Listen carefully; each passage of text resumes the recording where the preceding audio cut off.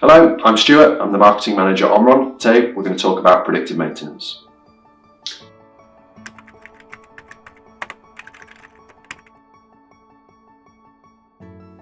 So predictive maintenance is essentially preventing problems before they occur.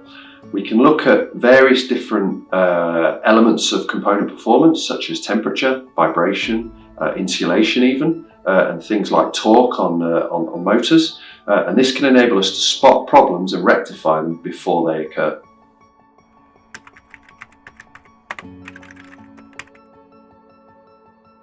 Implementing predictive maintenance technologies, manufacturers can really ramp up the smoothness of their operations.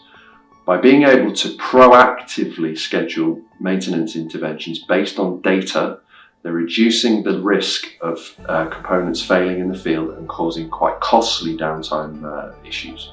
Another benefit manufacturers can gain from implementing these type of technologies is cost savings.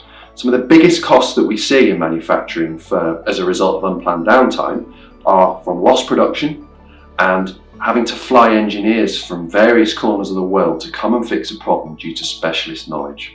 By implementing these technologies, we can plan these activities much more frequently and avoid the costly downtime in the first place.